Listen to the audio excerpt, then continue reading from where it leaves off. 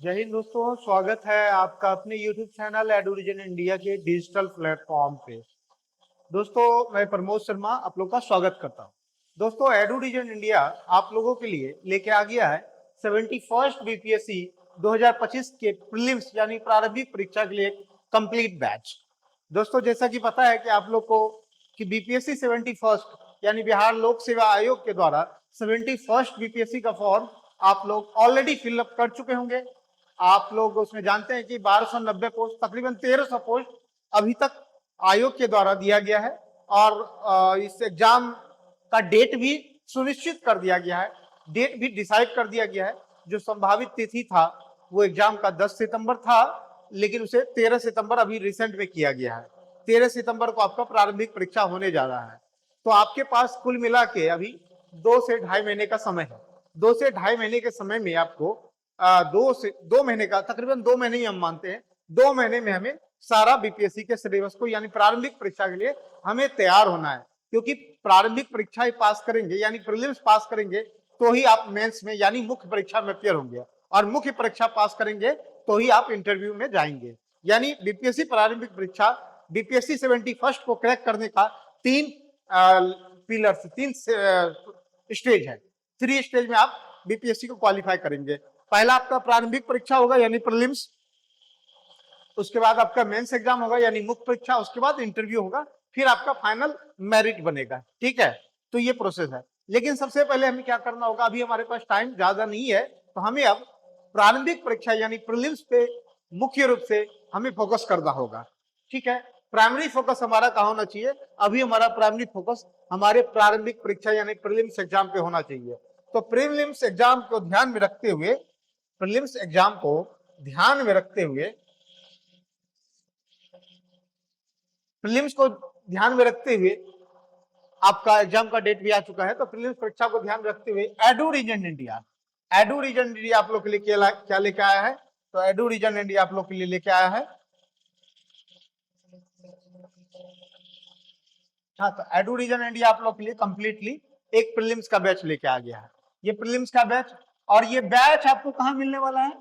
एडुविजन India के, एडुविजन India के YouTube channel पे। ठीक है, साथ ही साथ यह बैच आपको हमारा एक ऐप भी है, एडुविजन इंडिया का ऐप भी है, उस पर भी आपको ये बैच कंप्लीटली फ्री मिलने वाला है। सारा कुछ आप लोग को फ्री मिलने वाला है। ठीक है, यह बैच क्या है? बीपीएससी प्रीलिम्स प्रचंड बैच। ये प्रचंड बैच जो है बीपीएससी 71st को टारगेट करते हुए, प्रारंभिक परीक्षा को टारगेट करते हुए बनाया गया है। इस बैच में आप लोग को क्या मिलने वाला है? इस बैच में कंप्लीट सिलेबस आप लोग को कवर कराया जाएगा विथ एग्जाम ओरिएंटेड अप्रोच। मतलब एग्जाम के डिमांड के अनुसार, एग्जाम में जो क्वेश्चन पूछे जाते हैं, एग्जाम में जो सब्जेक्ट पूछे जाते हैं बीपीएससी में, उसी को ध्यान में रखते हुए सारा सब्जेक्ट आपको कंप्लीट कवर कराया जाएगा। साथ ही साथ इसमें टॉपिक वाइज कॉन्सेप्ट क्लियरिटी भी आप लोगों को कराया जाएगा। यानी कोई सब्जेक्ट पढ़ रहे हैं, जैसे मान लीजिए आप ज्योग्राफी पढ़ रहे हैं, तो ज्योग्राफी में ज्यादातर जो वर्ल्ड ज्योग्राफी है, इंडियन ज्योग्राफी है, बिहार ज्योग्राफी है, तो ज्योग्राफी यानी भूगोल जब पढ़ते हैं तो उसमें बहुत सारे कॉन्सेप्ट हैं जिसे समझना होता है। जैसे क्लाइमेट वाला जो टॉपिक होता है यानी जलवायु जब पढ़ते हैं तो उसमें बहुत सारे ऐसे कॉन्सेप्ट हैं जिसे समझना होता है। तो टॉपिक वाइज आपको कॉन्सेप्ट क्लियर कराया जाएगा, ज्यादा फोकस होगा कॉन्सेप्ट पे, क्योंकि अगर जब कॉन्सेप्ट आप समझ जाएंगे तो जो भी सब्जेक्ट कॉन्सेप्चुअल होगा उसको आपको उसके क्वेश्चन बनाने में आपको प्रॉब्लम नहीं होगी। इसलिए हमारा फोकस होगा, फोकस हमारा किस पे होगा? सबसे ज्यादा कॉन्सेप्ट क्लियरिटी पे। कॉन्सेप्ट को पकड़ कराया जाएगा, कॉन्सेप्ट समझाया जाएगा आप लोग को। ठीक है, तो कॉन्सेप्ट वाले पे रहेगा ध्यान। साथ ही साथ आपको बता दूं, इसमें sectional and full length test भी प्रोवाइड किया जाएगा।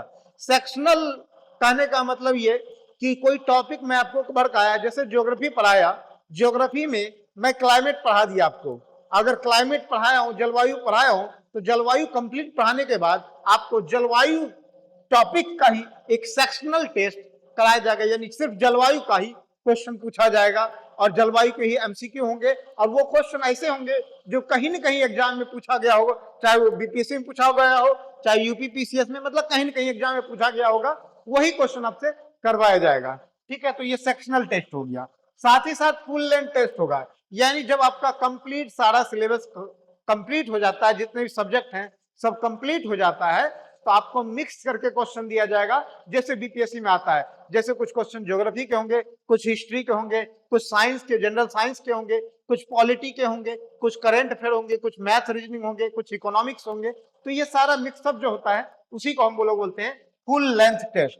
ठीक है, साथ ही साथ इस बैच में आपको PDF notes with tricky approach आप लोग का प्रोवाइड कराया जाएगा। जो पीडीएफ नोट्स है, जो यहाँ पे क्लास आप करेंगे, यहाँ पे आपका फोकस करना है कि क्लास कर रहे होंगे आप, रेगुलर बेस पे आपको क्लास मिलने वाला है, क्लास करेंगे, क्लास के साथ साथ आपको एक क्रिस्प नोट दिया जाएगा, क्रक्स दिया जाएगा नोट, ताकि आप बाद में कभी रिवीजन करना हो तो कम टाइम में इसका रिवीजन कर पाए। और साथ ही साथ कुछ ट्रिकी अप्रोच भी आप लोग को वहां बताया जाएगा कि कौन से क्वेश्चन को, कोई क्वेश्चन ऐसा होता है जिसके एमसीक्यू दिए रहते हैं, तो कुछ ट्रिकी अप्रोच है उसको बनाने का जिससे आप कम समय में ही उसको सॉल्व कर पाएंगे। ठीक है, तो ये सारा कुछ कराया जाएगा। तो ये कंप्लीट पैकेज आप लोग को कहां मिलने वाला है? यूट्यूब एडुरीजन इंडिया के डिजिटल प्लेटफॉर्म यानी यूट्यूब चैनल पे मिलने वाला है, और साथ ही साथ एडुरीजन इंडिया के ऐप पे भी मिलेगा। ये ऐप कहां से मिलेगा आपको? तो गूगल प्ले स्टोर पे आप टाइप करेंगे एडुरीजन इंडिया। क्या टाइप करेंगे? एडुरीजन इंडिया। ये देख रहे हैं एडुरीजन इंडिया टाइप करेंगे, तो एडुरीजन इंडिया टाइप करेंगे तो आपको ऐप दिखेगा एडुरीजन इंडिया का, उसे आप अपने मोबाइल में इंस्टॉल कर लेंगे और रजिस्टर करके बीपीएससी 71st का बैच में एनरोल करके आप बैच को कंटिन्यू करते रहेंगे। तो इसी बैच पे सारा कुछ आपको इसी में मिलने वाला है। इसमें टेस्ट भी मिलेगा आपको फ्री में, पीडीएफ नोट्स भी मिलेगा, सारे टॉपिक वाइज क्लास भी मिलेंगे, प्रैक्टिस भी होगा, रिवीजन क्लास भी होगा, सारा कुछ मिलने वाला है।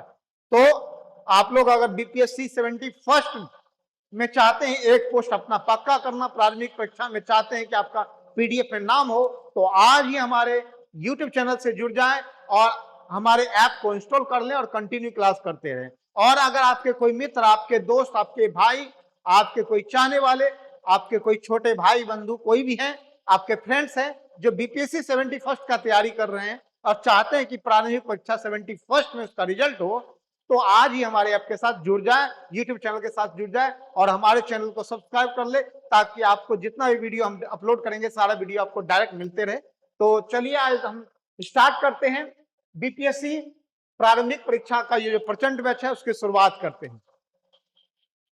और इस बैच को स्टार्ट करने से पहले मैं एक पंक्ति से आप लोग का हौसला अफजाई करना चाहता हूं और स्टार्ट करना चाहता हूं एक मोटिवेशनल लाइन के साथ कि थोड़ी देर की खामोशी है फिर शोर आएगा, थोड़ी देर की खामोशी है फिर शोर आएगा, तुम्हारा वक्त आया है हमारा दौर आएगा।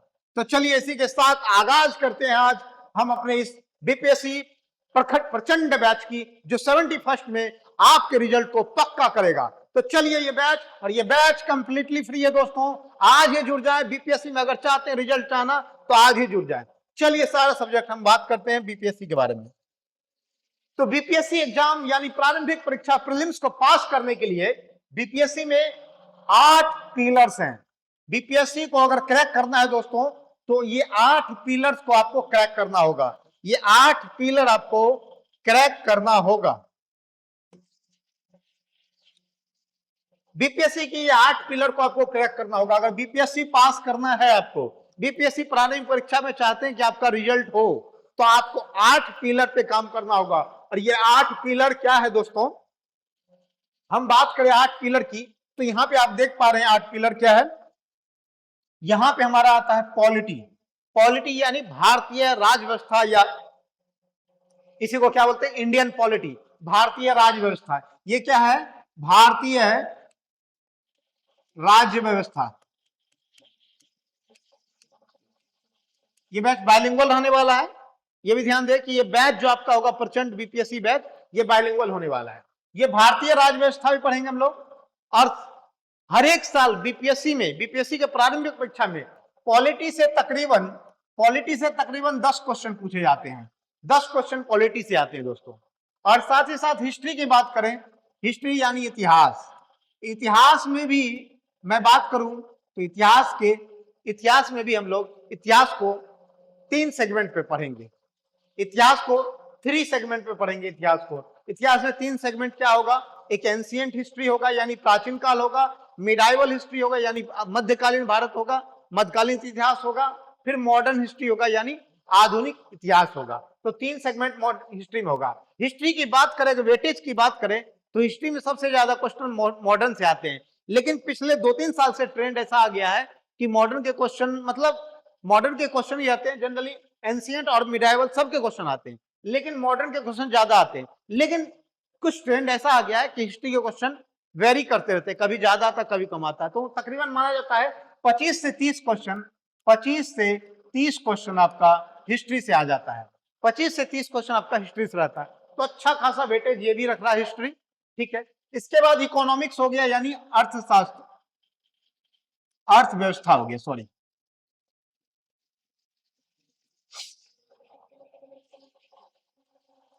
ठीक है, इकोनॉमिक्स यानी अर्थव्यवस्था हो गया। तो अर्थव्यवस्था हम लोग पढ़ेंगे यहाँ पे, ठीक है। तो अर्थव्यवस्था यहाँ पे इंडियन इकोनॉमी हम लोग पढ़ने वाले हैं, ठीक है। इससे भी तकरीबन अगर बात करें तो 5 से 7 क्वेश्चन आ ही जाते हैं, 5 से 7 क्वेश्चन आ जाते हैं। इसके बाद आपका आता है जनरल साइंस यानी सामान्य विज्ञान। ये जनरल साइंस होगा दोस्तों, ये सामान्य विज्ञान है। क्या है? तो सामान्य विज्ञान, सामान्य विज्ञान। और इसकी बात करें सामान्य विज्ञान से तो 20 से 25 या 25 से 30 क्वेश्चन इससे भी आते हैं, 25 से 30 क्वेश्चन इससे भी आते हैं। और ये बहुत ही ज्यादा इंपॉर्टेंट सेक्शन आपके लिए हो जाता है ये जनरल साइंस। और बिहार स्पेशल की बात करें तो बिहार स्पेशल में भी, बिहार स्पेशल में क्या पूछा जाता है? तो बिहार का जनरल इंट्रोडक्शन से क्वेश्चन आ जाता है, यानी सामान्य परिचय से आ सकता है। बिहार के प्रखंड के बारे में, जिला के बारे में, नदी से जुड़े हुए शहर के बारे में, बिहार में कितने प्रमंडल हैं उसके बारे में, मतलब तकरीबन बिहार का जो सामान्य परिचय है, या बिहार के मैप से यानी मानचित्र से भी क्वेश्चन आ जाते हैं। साथ ही साथ वो बिहार का ज्योग्राफी का जो सेक्शन है, बिहार में जितने नदी है, बिहार में जो भौतिक परिस्थिति है बिहार की, उससे चट्टान, पर्वत, पहाड़ वो भी आ जाते हैं। ड्रेनेज सिस्टम से आ जाते हैं, यानी नदी तंत्र से क्वेश्चन आ जाते हैं, बिहार में बहने वाली नदियों से आ जाते हैं। बिहार में मिलने वाले कुछ जो खनिज संसाधन है वो उससे क्वेश्चन आ जाते हैं, ठीक है। तो बिहार से रिलेटेड बिहार के ज्योग्राफी हो गया, और बिहार के हिस्ट्री से भी क्वेश्चन आ जाते हैं। बिहार का हिस्ट्री का क्वेश्चन ज्यादातर आपको मॉडर्न हिस्ट्री से पूछा जाता है। मॉडर्न हिस्ट्री मतलब मॉडर्न बिहार का, मॉडर्न यानी जो देश, हमारा देश स्वतंत्रता की ओर चल रही थी उस समय से, या 1857 की क्रांति वाला से क्वेश्चन आ जाता है। 1857 का रिवोल्ट में, जैसा कि वीर कुंवर सिंह के बारे में जानते थे, वीर कुंवर सिंह के बारे में ज्यादा पूछा जाता है। जो वीर कुंवर सिंह बिहार के जगदीशपुर, आरा के, शाहबाद के आसपास के क्षेत्र से जमींदार थे, उसके बारे में क्वेश्चन पूछा जाता है। बाबू वीर कुंवर सिंह के बारे में तो बिहार स्पेशल, बिहार का मॉडर्न हिस्ट्री का पार्ट हो गया, उससे क्वेश्चन आ जाता है। बिहार में स्वतंत्रता संग्राम से रिलेटेड क्वेश्चन आ जाता है। तो ये सारा बिहार से भी आ जाता है। यहाँ भी 10 से 15 क्वेश्चन का वेटेज होता है। यहाँ पे करंट अफेयर अपने आप में बहुत ही इंपॉर्टेंट रोल करंट अफेयर का हो जाता है। और ये समसामयिकी, करंट अफेयर यानी समसामयिकी, समसामयिकी में बीपीएससी बिहार लोक सेवा आयोग में पिछले 5 साल से ट्रेंड ऐसा चल रहा है, लगातार, पिछले 5 साल ही नहीं, लगातार बीपीएससी करंट अफेयर से क्वेश्चन अच्छे खासे पूछ रहे हैं, ज्यादा पूछ रहे हैं। और करंट अफेयर का क्वेश्चन पूछने का ट्रेंड 30 से 40 क्वेश्चन पूछा जाता है दोस्तों। कभी कभी तो इतना हो गया कि 40 प्लस क्वेश्चन पूछ दिया गया है। तो 30 से 40 क्वेश्चन आते हैं करंट अफेयर से। तो करंट अफेयर भी अपने आप में बहुत बड़ा सेगमेंट हो जाता है, इसको भी कवर करना होगा। इसके बाद अगर बात करें तो मैथ एंड रीजनिंग से, यानी गणित और जो बौद्धिक क्षमता है, रीजनिंग है, उससे क्वेश्चन आपका 10 क्वेश्चन आ जाते हैं। तो ये भी बेसिक रहते हैं, ज्यादा टफ नहीं होते हैं। मैथ और रीजनिंग बहुत बेसिक क्वेश्चन पूछे जाते हैं मैथ और रीजनिंग के, तो ये 10 क्वेश्चन आ जाते हैं। इसके बाद ज्योग्राफी की बात करें तो ज्योग्राफी यानी भूगोल की बात करें, ज्योग्राफी अर्थात भूगोल की बात करें तो भूगोल को भी हम लोग यहाँ पे 2 सेक्शन में पढ़ने वाले हैं। भूगोल को 2 सेक्शन में पढ़ने वाले हैं। क्या? तो भूगोल का सेक्शन क्या हो जाएगा, 1 मिनट। तो ज्योग्राफी, भूगोल की बात करें तो भूगोल में, भूगोल को हम लोग 2 सेक्शन में पढ़ेंगे। एक तो इंडियन ज्योग्राफी यानी भारतीय भूगोल, और वर्ल्ड ज्योग्राफी यानी विश्व भूगोल। तो दोनों सेक्शन पढ़ेंगे हम लोग यहाँ पे भूगोल में। तो भूगोल से भी क्वेश्चन की बात करें तो 10 से 15 क्वेश्चन यहाँ भी आ जाते हैं। 10 से 15 क्वेश्चन का वेरिएशन यहाँ भी रहता है। कुल क्वेश्चन की बात करें बीपीएससी प्रारंभिक परीक्षा में तो 150 क्वेश्चन आपके आएंगे, और प्रत्येक क्वेश्चन 1 मार्क के होंगे। प्रत्येक क्वेश्चन 1 मार्क के होंगे, यानी कुल मार्क 150 होगा। और नेगेटिव मार्किंग की बात करें तो 1/3 नेगेटिव है, यानी नकारात्मक अंक अगर 3 गलती करते हैं तो 1 मार्क आपका कट जाएगा। यानी 1/3 नेगेटिव है, यानी आपको ध्यान देना है कि 1/3 नेगेटिव है, आपको याद रखना 1/3 यानी तकरीबन 0.33% आपका जो है मतलब ये मार्क कट जाएगा, एक मतलब 0.33 जो है मार्क है आपका एक गलत होने पे कट जाएगा, यानी मतलब 1/3 का निगेटिव मार्किंग है। ठीक है, तो आपको ध्यान देना है कि आपका जो, और मैं बात करूं कटअप की, जैसे ही पहले क्या था बीपीएससी में, बीपीएससी प्रारंभिक परीक्षा में निगेटिव नहीं होता था, मतलब कोई निगेटिव नहीं था, मतलब कितना भी गलत करे कुछ भी करे उससे आपका अंक नहीं काटा जाता था, मार्क्स नहीं काटा जाता था। लेकिन जैसे ही जब निगेटिव नहीं था तो कटअप बहुत ज्यादा जाते थे, 100, 110, 112, मतलब 115 के आसपास कटअप 110 से ऊपर चला जाता था। लेकिन जैसे ही निगेटिव डाला गया, निगेटिव लाया गया, तो कटअप धीरे धीरे घटता गया है। अभी बात करें प्रीवियस ईयर यानी 70वीं बीपीएससी की बात करें तो कटअप कितना गया, 91 गया, 92 गया। ठीक है, तो कटअप धीरे धीरे घटता गया, मतलब 92 मतलब 100 के अंदर ही आपका कटअप रहने वाला है। तो उसी को ध्यान में रखते हुए आप लोग को तैयारी भी करना है कि कटअप इस बेस पे रहेगा। लेकिन हमारा टारगेट होगा, हमारा टारगेट ये होगा कि हम लोग को कम से कम 130 मार्क लाना है, 130 मार्क हमें लाना है, 130 मार्क हमें किसी भी हालत में लाना है। वैसी तैयारी करेंगे कि 130 मार्क हमारा आए। तो 130 मार्क को टारगेट रखते हुए हम लोग तैयारी करेंगे, पूरा कंप्लीट करेंगे। ठीक है, क्योंकि टारगेट हमारा बड़ा होना चाहिए। अगर टारगेट छोटा रहेगा कि 100 टारगेट रखते हैं तो हो सकता है आप 80 या 90 पे ही गिर जाए, लेकिन अगर टारगेट 130 का रहेगा तो जरूर आप 110 या 120 के आसपास जरूर आ जाएंगे। तो टारगेट हमारा बड़ा होगा, 130 को ध्यान में रख के तैयारी करेंगे। लेकिन तैयारी तो हम करेंगे 150 का, तैयारी हम फुल मार्क का करेंगे कि फुल में फुल आए, लेकिन जब हमारा एकदम दृढ़ संकल्प होगा, बिल्कुल हम डेडिकेटेड रहेंगे कि 130 से 1 मार्क भी कम हमारा नहीं आना चाहिए। ठीक है, उसी को ध्यान में रखते हुए तैयारी करेंगे। तो ये टोटल 8 पिलर हो गया आपका बीपीएससी प्रारंभिक परीक्षा को क्रैक करने का। चलिए आज आगे हम बात करते हैं। अब हम शुरुआत करते हैं आज इसी में से एक पिलर जिसका नाम है इकोनॉमिक्स। इकोनॉमिक्स, ठीक है, उसी की शुरुआत करते हैं। तो इकोनॉमिक्स हम लोग जो पढ़ेंगे, ज्यादा क्वेश्चन इससे बीपीएससी में नहीं आते, लेकिन जो भी क्वेश्चन आते हैं कॉन्सेप्चुअल क्वेश्चन आते हैं। तो कॉन्सेप्चुअल क्वेश्चन को समझने के लिए हमें एक बेहतरीन स्ट्रेटजी के साथ आना होगा, कॉन्सेप्ट को समझना होगा। और कॉन्सेप्ट को समझने के लिए यहाँ पे देख पा रहे हैं आप, भारतीय अर्थव्यवस्था बाय नितिन सिंघानिया। भारतीय अर्थव्यवस्था बाय नितिन सिंघानिया के बुक को हम लोग फॉलो करेंगे। इनका ही बुक भारतीय अर्थव्यवस्था को हम लोग पढ़ने वाले हैं।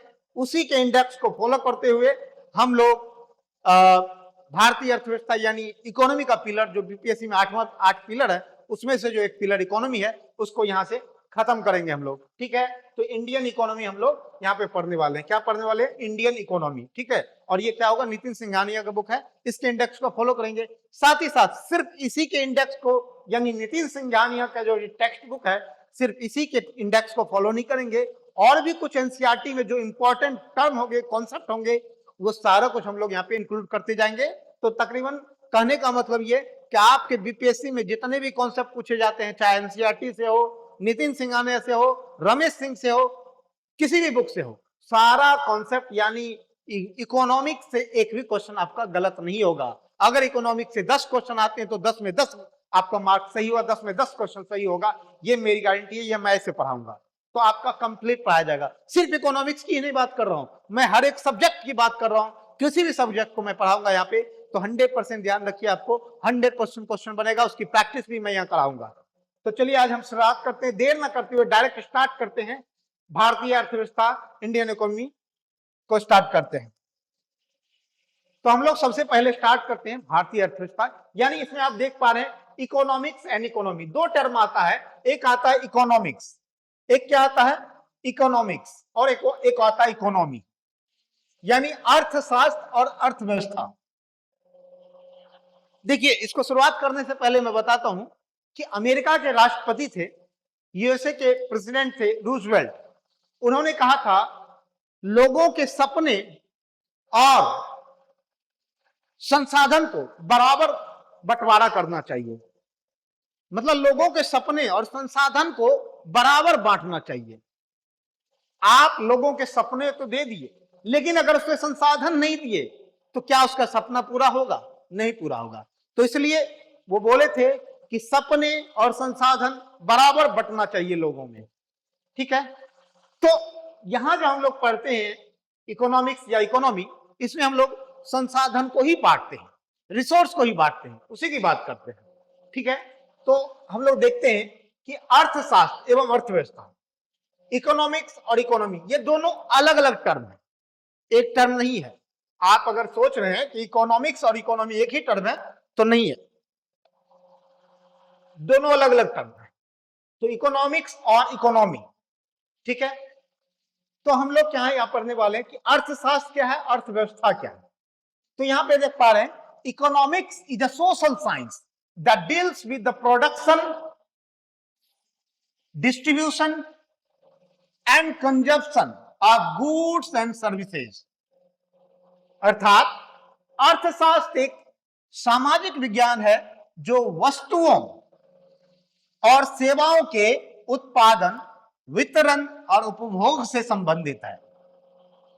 अर्थात अर्थशास्त्र क्या है, अर्थशास्त्र क्या है, एक सोशल साइंस है जिसमें हम गुड्स एंड सर्विसेज, गुड्स एवं सर्विसेज यानी वस्तुओं और सेवाओं के प्रोडक्शन यानी उसके उत्पादन, डिस्ट्रीब्यूशन यानी उसके वितरण और कंजप्शन यानी उसके खपत या उपभोग के मूलभूत सिद्धांतों का अध्ययन करते हैं।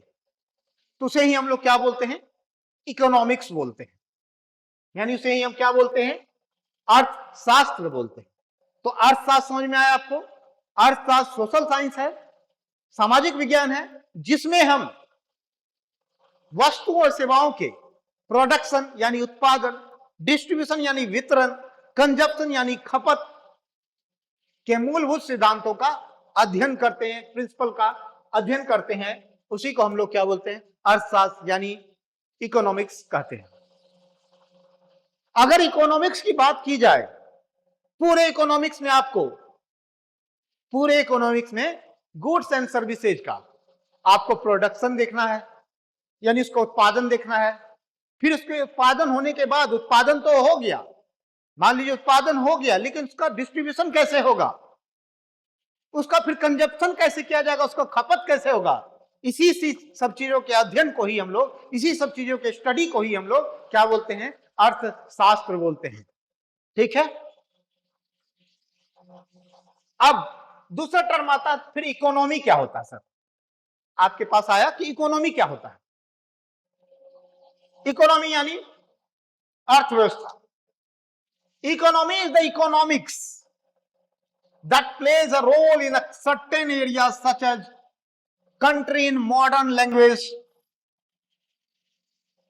For example, Indian economy, अर्थात अर्थव्यवस्था एक निश्चित क्षेत्र में भूमिका निभाने वाले एक निश्चित क्षेत्र, याद रखना आपको, एक निश्चित क्षेत्र, ध्यान देना है, एक निश्चित क्षेत्र में, एक सर्टेन एरियाज में भूमिका निभाने वाले अर्थशास्त्र हैं। जैसे कि आधुनिक भाषा में एक देश, उदाहरण के लिए भारतीय अर्थव्यवस्था, मतलब इकोनॉमी भी एक इकोनॉमिक्स का ही पार्ट है, इकोनॉमिक्स का ही एक पार्ट है। लेकिन जब एक निश्चित क्षेत्र, निश्चित दायरे के लिए हम गुड्स एंड सर्विसेज का प्रोडक्शन, डिस्ट्रीब्यूशन और कंजप्शन की बात करते हैं, उसका अध्ययन करते हैं, तो हम इसे इकोनॉमी बोलते हैं। तो जब व्यापक रूप से, जब पूरे दुनिया के लेवल पे हम गुड्स एंड सर्विसेज का प्रोडक्शन, उत्पादन, डिस्ट्रीब्यूशन, वितरण, कंजप्शन, ये उपभोग या खपत की बात करते हैं, तो हम लोग क्या बोलते हैं उसे, इकोनॉमिक्स। लेकिन जब एक निश्चित क्षेत्र के लिए, एक निश्चित इकाई के लिए, निश्चित क्षेत्र के लिए, एक देश, एक राज्य, एक क्षेत्र के विशेष के लिए जब हम गुड्स एंड सर्विसेज का प्रोडक्शन, उत्पादन और डिस्ट्रीब्यूशन और कंजप्शन की बात करते हैं, तो हम उसे क्या बोलते हैं, इकोनॉमी बोलते हैं, यानी अर्थव्यवस्था बोलते हैं। जैसे उदाहरण के लिए भारतीय अर्थव्यवस्था, इंडियन इकोनॉमी, अमेरिकन अर्थव्यवस्था, अमेरिका की अर्थव्यवस्था, अमेरिकन इकोनॉमी, चाइना की अर्थव्यवस्था, चाइनीज इकोनॉमी, ठीक है। तो इस तरह हम क्या देखते हैं यहां पे इकोनॉमी में, कि एक निश्चित क्षेत्र के गुड्स एंड सर्विसेज का प्रोडक्शन, कंजप्शन और डिस्ट्रीब्यूशन की बात करते हैं। उत्पादन, अर्थव्यवस्था में होगा क्या? किसी चीज का उत्पादन होगा, प्रोडक्शन होगा, फिर उस चीज का प्रोडक्शन होने के बाद उसका उत्पादन होगा, फिर उसका कंजप्शन होगा। जैसे मान लीजिए हमने खेत में क्या, खेतों में कपास उपजाया है, कॉटन उपजाया, कॉटन का प्रोडक्शन किया, फिर कॉटन का प्रोडक्शन होके कॉटन से तो कपड़ा नहीं बनता है, फिर कॉटन से क्या बनेगा? उसका कपड़ा बनेगा, मैन्युफैक्चरिंग होगा। मैन्युफैक्चरिंग कपड़ा बनने के बाद फिर क्या होगा? उसका डिस्ट्रीब्यूशन होगा, लोगों के पास जाएगा, फिर लोग उस कपड़े को उसको कंजप्ट करेंगे, उसका कंजप्शन करेंगे। ठीक है, तो कैसे यूज करना, यही सारा चीज ही क्या है? आपका इकोनॉमिक्स है। और उसको जब विशेष सर्टेन एरिया के लिए बात करते हैं ये सारे चीजों का, तो उसी को हम लोग क्या बोलते हैं? इकोनॉमी बोलते हैं। तो आई होप आप लोग को इकोनॉमिक्स, अर्थशास्त्र और इकोनॉमी यानी अर्थव्यवस्था के बारे में जो बेसिक अंतर है, बेसिक डिफरेंस है, वो समझ में आया होगा। आगे हम बात करते हैं, इसको थोड़ा और एग्जांपल से समझते हैं। अगर बेसिक व्यापक रूप से बात की जाए, तो व्यापक रूप से अगर बात की जाए तो क्या देखते हैं? देखिए, ये अगर कंप्लीट इसका पूरा विश्व मान लिया जाए, तो यहां जो होगा, यहां गुड्स एंड सर्विसेज यानी वस्तुएं एवं सेवाओं, वस्तुएं एवं सेवाओं का जब हम यहां पे बात करेंगे, क्या वस्तुएं सेवाओं की बात करेंगे हम अगर, और वस्तुएं सेवाओं के प्रोडक्शन की बात करें, यानी उत्पादन की बात करें, डिस्ट्रीब्यूशन की बात करें, यानी वितरण की बात करें, और कंजप्शन की बात करें, यानी खपत या उपभोग की बात करें, खपत या उपभोग की बात करें, वर्ल्ड के परिप्रेक्ष्य में अगर इसकी बात करें, तो यही हमारा क्या हो गया? तो यही हमारा क्या हो गया? ये जो कंप्लीट है, यही क्या हो गया हमारा? इसे बोलते हैं हम लोग इकोनॉमिक्स, यानी अर्थशास्त्र। जब वर्ल्ड के परिप्रेक्ष्य में व्यापक रूप से अगर हम बात करते हैं, व्यापक रूप से गुड्स एंड सर्विसेज, वस्तुओं और सेवाओं की प्रोडक्शन, डिस्ट्रीब्यूशन, कंजप्शन की बात करते हैं, वर्ल्ड के परिप्रेक्ष्य में बात करते हैं, तो इसे ही हम लोग के इकोनॉमिक्स बोलते हैं। लेकिन जब एक विशेष क्षेत्र, जैसे ये विशेष क्षेत्र, ये विशेष क्षेत्र की बात करें, जैसे ये क्या है? इंडिया मान लीजिए, इंडिया, भारत, इंडिया की बात करें, इंडिया की बात करें, तो इंडिया विशेष क्षेत्र, इसमें विशेष क्षेत्र में गुड्स एंड सर्विसेज का, गुड एंड सर्विसेज की, वस्तुएं सेवाओं की, वस्तुएं एवं सेवाओं की प्रोडक्शन यानी उत्पादन, कंजप्शन, सॉरी डिस्ट्रीब्यूशन लेते हैं पहले, डिस्ट्रीब्यूशन यानी वितरण एवं कंजप्शन की बात करें, खपत की बात करें, तो इसे ही हम लोग क्या बोलेंगे? इंडियन इकोनॉमी, इकोनॉमी बोलेंगे इसे, यानी इसे ही क्या बोलेंगे? भारतीय अर्थव्यवस्था। क्या बोलेंगे? अर्थव्यवस्था, भारतीय अर्थव्यवस्था। जब विश्व के परिप्रेक्ष्य में बात करेंगे, संपूर्ण व्यापक रूप से बात करेंगे, व्यापक रूप से गुड्स एंड सर्विसेज का प्रोडक्शन, डिस्ट्रीब्यूशन और कंजप्शन की बात करेंगे, तो उसे ही हम लोग बोलेंगे इकोनॉमिक्स बोलेंगे, यानी अर्थशास्त्र बोलेंगे। लेकिन उसी का जब एक विशेष क्षेत्र के लिए, विशेष क्षेत्र के लिए बात करेंगे, विशेष क्षेत्र के गुड्स एंड सर्विसेज, वस्तुएं सेवाओं की प्रोडक्शन, उत्पादन, डिस्ट्रीब्यूशन, वितरण और कंजप्शन की बात करेंगे, तो सही हम क्या बोलेंगे? इंडियन इकोनॉमी, भारतीय अर्थव्यवस्था। तो आई थिंक आप लोग को ये समझ में आ गया होगा, ये अच्छे से समझ में आ गया होगा। ठीक है, अब हम देखते हैं 1935 में एक ब्रिटिश इकोनॉमिक्स थे जिसका नाम था Lionel Robbins. Describe it as science of scarcity, यानी 1935 में एक ब्रिटिश के अर्थशास्त्री थे लियोनेल रॉबिन्स। लियोनेल रॉबिन ने इकोनॉमिक्स को क्या बताया? इकोनॉमी को क्या बताया? उन्होंने बताया कि ये अभाव का विज्ञान है। अभाव का विज्ञान। साइंस को क्या बोला? मतलब इकोनॉमिक्स को क्या बोला? अभाव का विज्ञान, है ना, साइंस ऑफ स्कार्सिटी। अब इसको समझते हैं कि अभाव का विज्ञान क्या बोला, कैसे बोला, समझते इसको। अब इन्होंने क्या बोला? अभाव का विज्ञान। अभाव का विज्ञान। इकोनॉमिक्स को क्या बोला? अभाव का विज्ञान, है ना, साइंस ऑफ स्कार्सिटी।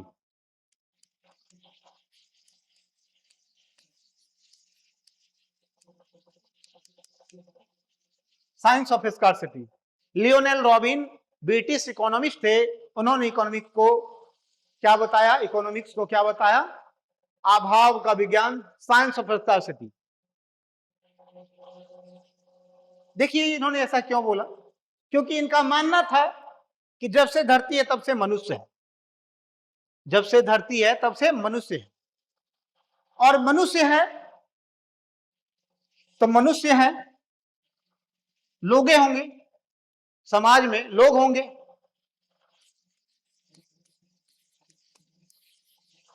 लोग हैं। लोगों की क्या है? जरूरतें हैं।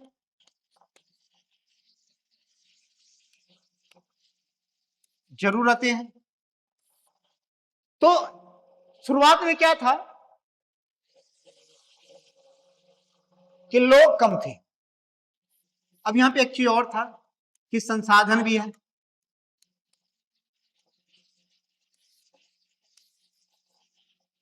शुरुआत में लोग कम थे, संसाधन ज्यादा था।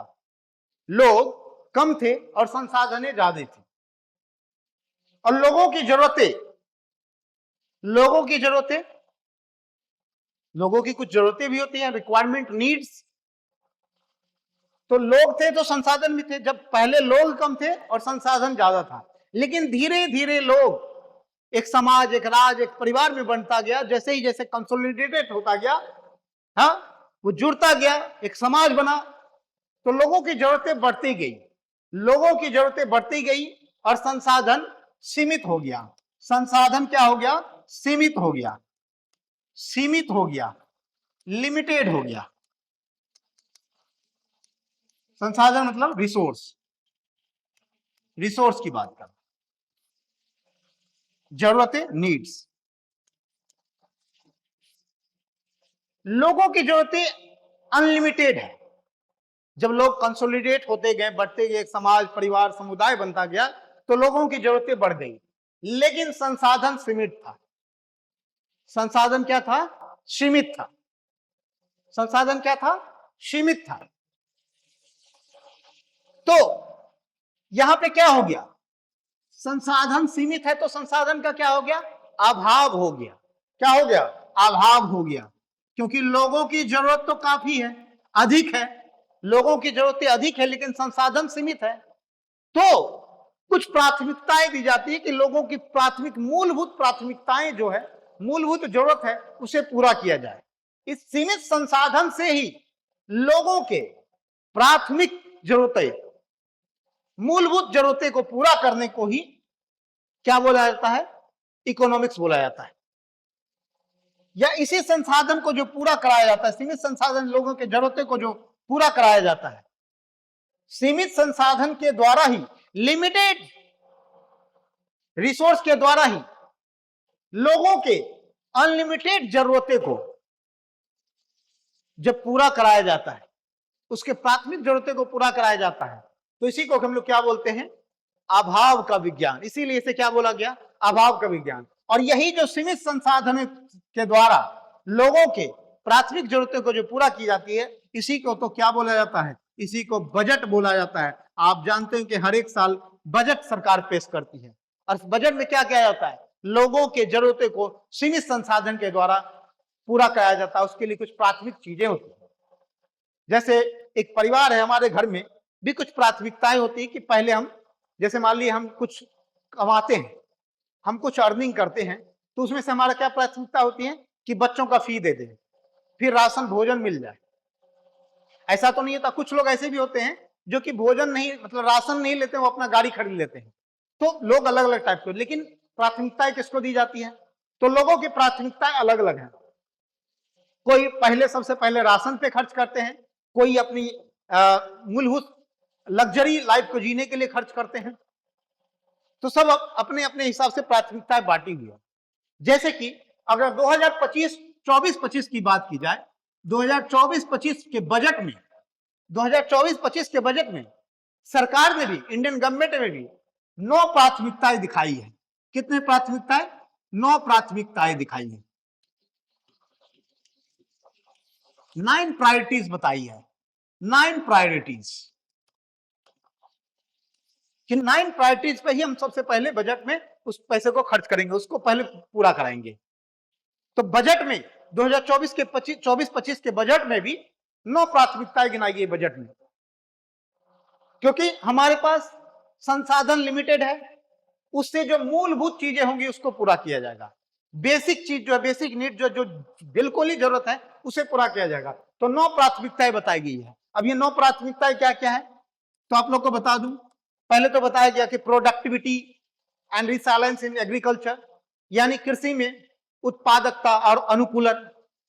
दूसरा, employment skill and employment and skill development, रोजगार और कौशल विकास।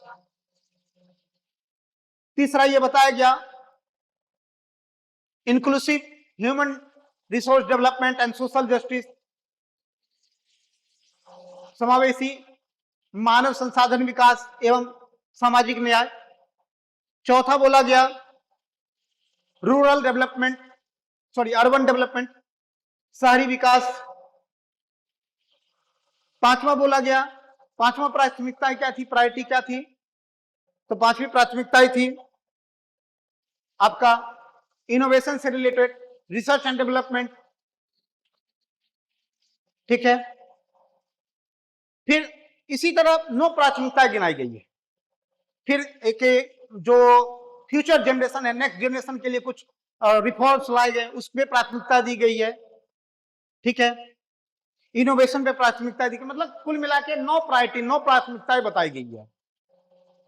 जो बजट है 2024-25 के, उसमें भी 9 प्राथमिकता गिनाई, क्योंकि हमारे पास जो रिसोर्स है लिमिटेड है, उससे जो मूलभूत चीज है उसे पूरा करना है। तो इसीलिए 2024-25 में भी 9 प्राथमिकताएं गिनाई गई है। आप लोग बजट में जब पढ़ेंगे, इसको हम लोग डिटेल में समझेंगे, तो बजट भी पढ़ाई जाएगी। तो इसीलिए लियोनेल रॉबिन्स जो है, इकोनॉमिक्स को क्या बोला? अभाव का विज्ञान। तो आई थिंक आप लोग को ये समझ में आया होगा अभाव का विज्ञान क्यों बोलते हैं। और अगर बात करें कि फादर ऑफ मॉडर्न इकोनॉमिक्स, आधुनिक अर्थशास्त्र के जनक की बात करें तो कौन है? हमारे एडम स्मिथ। कौन है? तो एडम स्मिथ को आधुनिक अर्थशास्त्र के पिता माना जाता है। आधुनिक अर्थशास्त्र का पिता एडम स्मिथ को माना जाता है। इनका एक बुक था वेल्थ ऑफ नेशन। इनका बुक क्या था? Wealth of nation. Wealth of nation, इनके बुक का नाम क्या था? Wealth of nation. और ये बुक जो है, ये बुक जो है, इनका पुस्तक कब पब्लिश हुआ था? 1776 में, 1776 में इनका बुक पब्लिश होता है, जिसका नाम होता है वेल्थ ऑफ नेशन। तो आपको ध्यान देना, अगर आपसे क्वेश्चन पूछ दिया जाए फादर ऑफ मॉडर्न इकोनॉमिक्स, तो कौन है? Adam Smith. और उनके बुक का नाम वेल्थ ऑफ नेशन, जो 1776 में पब्लिश किया गया था। तो आप लोग को ये जो बेसिक चीजें हैं वो पता चल गया होगा, इकोनॉमिक्स, इकोनॉमी, और ये जो अभाव का विज्ञान बोला गया है, और ये सारे चीज क्लियर हुआ होगा। आगे हम लोग चलते हैं, देखते हैं।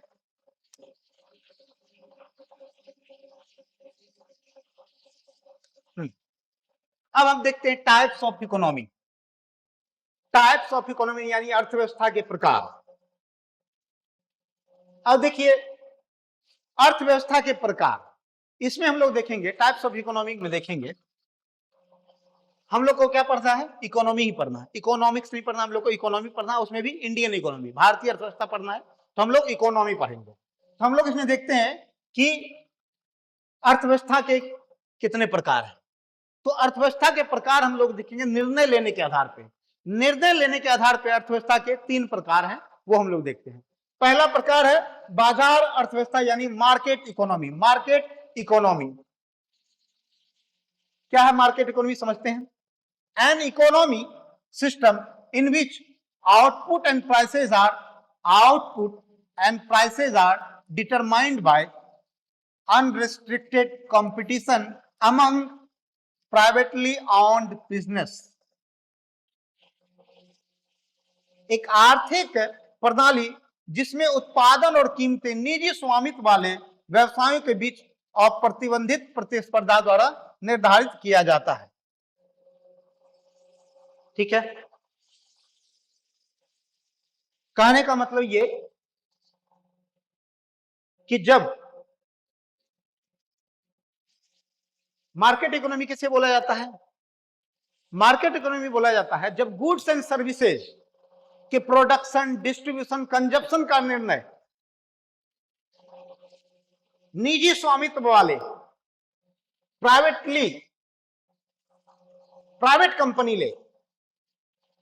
कंपनी जब ले, निजी स्वामित्व वाली कंपनी जब इसका निर्णय ले, तो इसे ही हम लोग क्या बोलते हैं? मार्केट इकोनॉमी, बाजार अर्थव्यवस्था। ठीक है, कहने का मतलब समझिए, जैसे क्या समझना है? गुड्स एंड सर्विसेज, पूरी इकोनॉमी में क्या होना है? वस्तु और सेवाओं का ही क्या होना है? प्रोडक्शन, कंजप्शन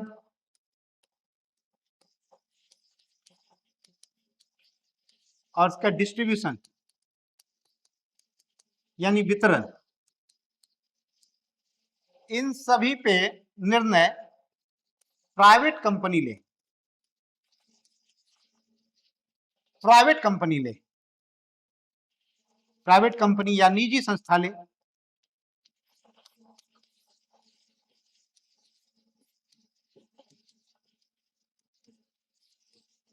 निर्णय, इन सब का निर्णय यानी इन सब का प्राइस या निर्णय कुछ भी लेने, गुड्स एंड सर्विसेज का प्रोडक्शन कितना होगा, उसका कंजप्शन कैसे होगा, उसका डिस्ट्रीब्यूशन कैसे होगा, इन सब पर जब निर्णय प्राइवेट कंपनी ले, निजी संस्था ले, तो इसी को हम लोग क्या बोलते हैं? इसी को हम लोग क्या बोलते हैं? Market economy. क्या बोलते हैं? तो मार्केट इकोनॉमी, बाजार अर्थव्यवस्था।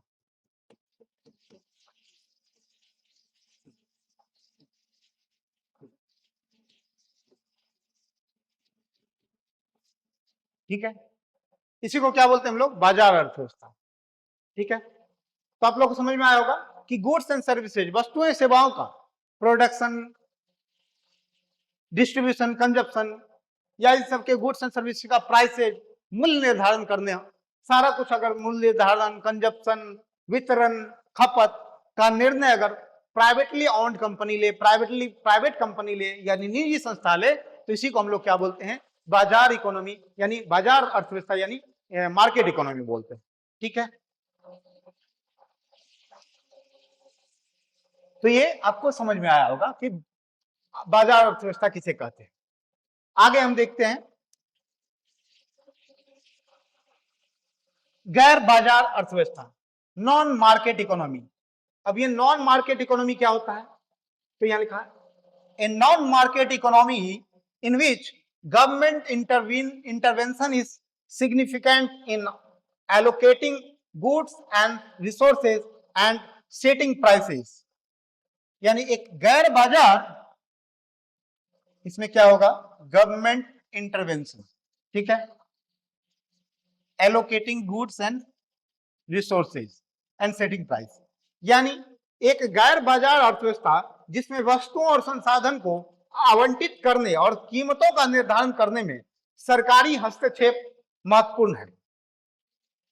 कहने का मतलब क्या? कहने का मतलब ये कि जो गुड्स एंड सर्विसेज है,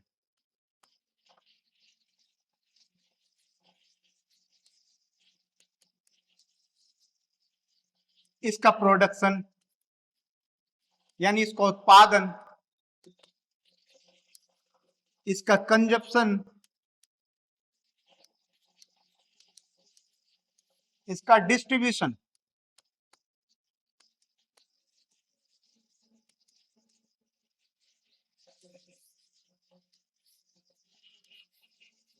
और इन सब के गुड्स एंड सर्विसेज सब का प्राइस का निर्धारण करने का निर्णय, डिसीजन, इसका डिसीजन या निर्णय कौन करे? गवर्नमेंट करे। गवर्नमेंट करे यानी सरकार करे, सरकार तय करे। तो इसी को हम लोग क्या बोलते हैं? इसी को हम लोग बोलते हैं नॉन मार्केट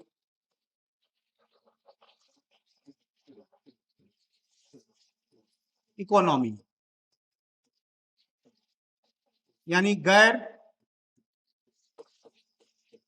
बाजार अर्थ व्यवस्था।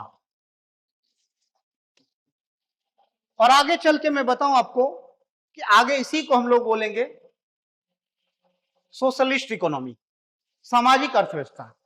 और जो मार्केट वाला है, मार्केट इकोनॉमी अभी बताएं, यानी गैर बाजार अर्थव्यवस्था को हम लोग सामाजिक अर्थव्यवस्था बोलेंगे। और जो मार्केट इकोनॉमी यानी बाजार अर्थव्यवस्था है उसे हम लोग बोलेंगे कैपिटलिस्ट इकोनॉमी, यानी पूंजीगत अर्थव्यवस्था, पूंजीवादी अर्थव्यवस्था, सॉरी पूंजीवादी अर्थव्यवस्था बोलेंगे। और इसके बाद हमारा आएगा, इसके बाद हमारा होगा मिश्रित अर्थव्यवस्था यानी मिक्स्ड इकोनॉमी। अब मिक्स्ड इकोनॉमी क्या होता है?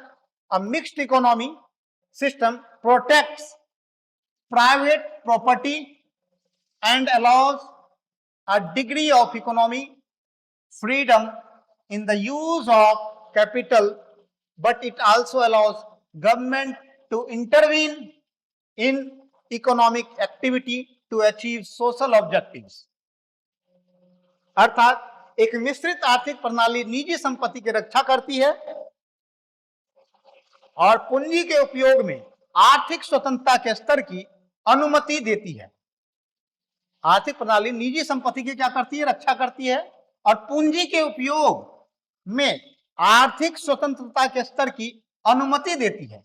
लेकिन यह सरकारों को सामाजिक उद्देश्यों को प्राप्त करने के लिए आर्थिक गतिविधियों में हस्तक्षेप करने की भी अनुमति देती है। साधारण शब्दों में समझा जाए तो मतलब क्या हुआ, इसे समझते हैं।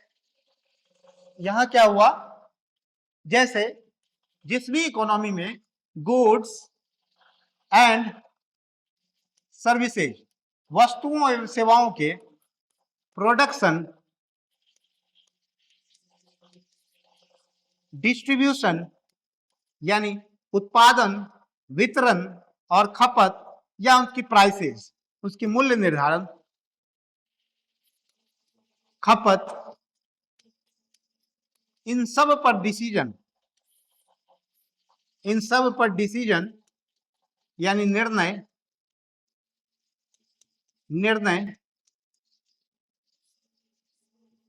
गवर्नमेंट यानी सरकार और प्राइवेट फर्म या कंपनी ले, यानी निजी कंपनी ले, निजी संस्था ले,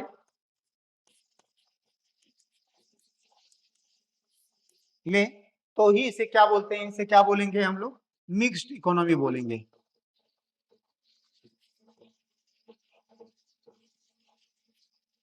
इसे मिक्स्ड इकोनॉमी बोलेंगे, यानी इसे क्या बोलेंगे? मिश्रित अर्थव्यवस्था बोलेंगे।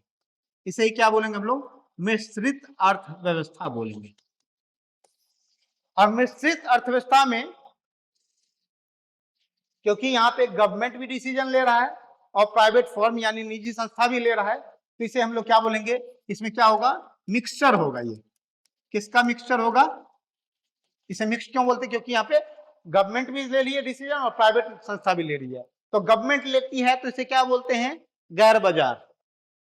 गैर बाजार यानी वहां पे सोशल ऑब्जेक्टिव को पूरा किया जाता है, इसीलिए उसे सोशलिस्ट इकोनॉमी बोलते हैं। तो ये क्या होगा? मिक्सचर होगा सोशलिस्ट सोशलिस्ट और कैपिटलिस्ट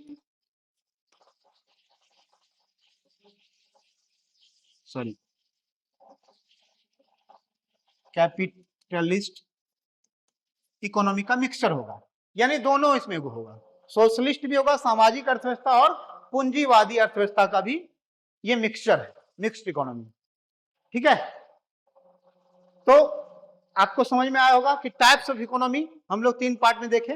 एक बाजार अर्थव्यवस्था जिसमें गुड्स एंड सर्विसेज के प्रोडक्शन, डिस्ट्रीब्यूशन, कंजप्शन, प्राइस सब का निर्णय, सब पे डिसीजन लेने का कौन लेते हैं? प्राइवेट फर्म लेते हैं, यानी निजी संस्था लेते हैं, तो उसे बाजार इकोनॉमी बोलते हैं। वहीं अगर गुड्स एंड सर्विसेज के प्रोडक्शन, डिस्ट्रीब्यूशन, कंजप्शन या प्राइस का डिसीजन गवर्नमेंट लेती है सोशल ऑब्जेक्टिव को पूरा करने के लिए, तो उसे हम लोग गैर बाजार अर्थव्यवस्था यानी नॉन मार्केट इकोनॉमी बोलते हैं। और जब प्राइवेट कंपनी और गवर्नमेंट दोनों मिलके गुड्स एंड सर्विसेज के प्रोडक्शन, डिस्ट्रीब्यूशन, उसके कंजप्शन और उसके प्राइस का डिसीजन लेते हैं, तो इसे हम लोग मिक्स्ड इकोनॉमी बोलते हैं। तो आई होप आप लोग को टाइप्स ऑफ इकोनॉमी भी समझ में आया होगा। ठीक है, तो आज हम इस वीडियो को यहीं रोकते हैं। नेक्स्ट वीडियो में हम लोग आगे और भी टाइप्स ऑफ इकोनॉमी देखेंगे और भी कुछ कॉन्सेप्ट को देखेंगे, इसको समझेंगे। ठीक है, तो चलिए मिलते हैं नेक्स्ट वीडियो में। Till then bye bye, take care, जय हिंद। और मैं बोलना चाहता हूं, अगर आपको हमारा वीडियो अच्छा लग रहा है, आपको समझ में आ रहा है इकोनॉमिक्स में आप लोग के लिए हलवा बना दूंगा, आपको बहुत ही आसान सब्जेक्ट लगेगा, बहुत अच्छे से कॉन्सेप्ट को समझाऊंगा। तो आपको अगर बीपीएससी में एक सीट चाहते हैं कि इकोनॉमिक्स समझ में आए, सब्जेक्ट समझ में आए, बीपीएससी में रिजल्ट चाहते हैं, तो आज ही हमारी संस्था के साथ जुड़ जाए, हमारे ऐप को इंस्टॉल कर ले, हमारे चैनल, हमारे वीडियो को लाइक और चैनल को सब्सक्राइब कर ले और दोस्तों के साथ वीडियो को जरूर शेयर करें। तो मिलते हैं नेक्स्ट वीडियो में। Till then bye bye, take care, जय हिंद।